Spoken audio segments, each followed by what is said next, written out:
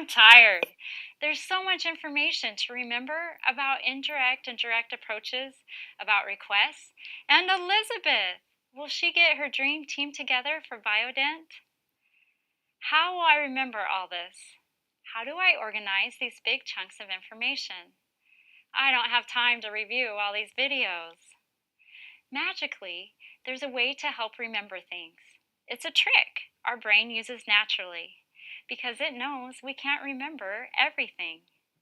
We call it summarizing. To summarize is to retell only the big ideas or main points of something.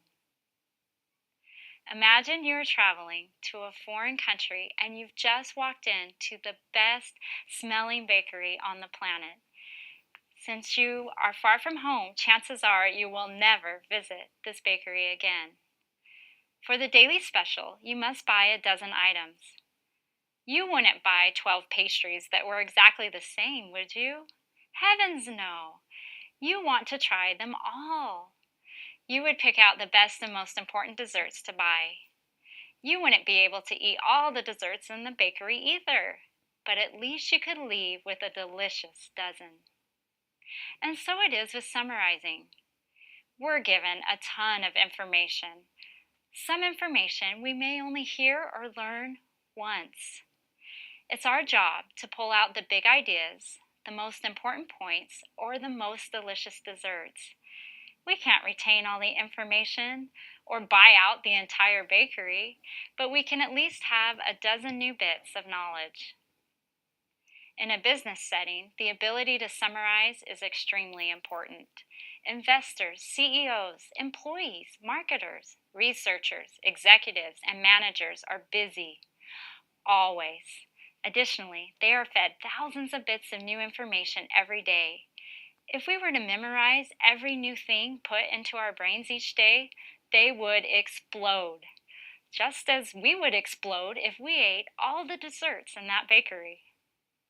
You want information that is most relevant, useful, and information that is key. So how do you choose? How do you put the information together? The first step is to make sure you understand your information, whether it be written or spoken.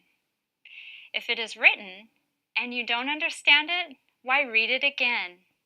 If it's spoken information, continue to ask questions until you have a full understanding of what is being said. Second, find key words, main ideas, and sentences that talk about the topic.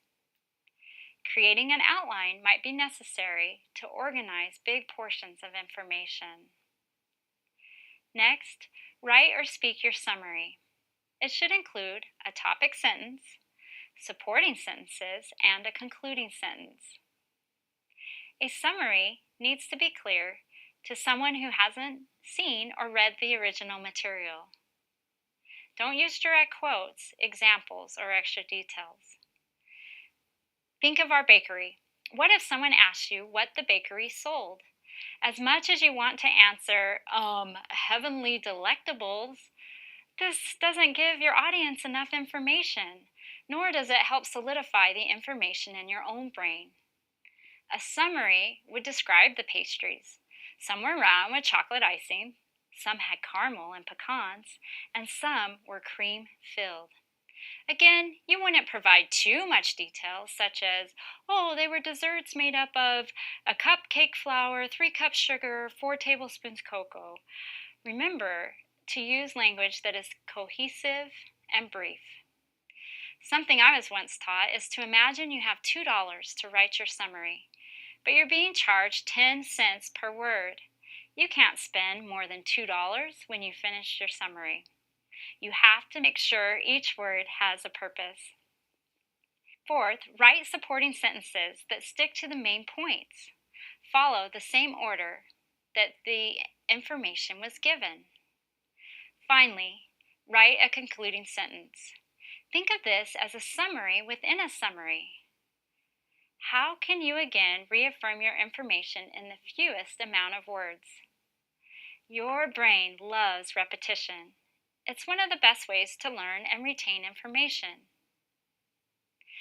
This is just an overview of summary writing. In Module 2, we'll further explore this summarizing process. Let's then figure out what the key takeaways are from this lesson. Summaries are the most important ideas and biggest pieces of information. When we're able to summarize, our brain remembers better. The first step to writing a summary is to make sure you understand the information. Then write or speak your information. Find key words and phrases or make an outline. Create a strong topic sentence. Add details and support without adding your opinion, and finish with a concluding sentence. You'll soon be introduced to a reading with different summary examples.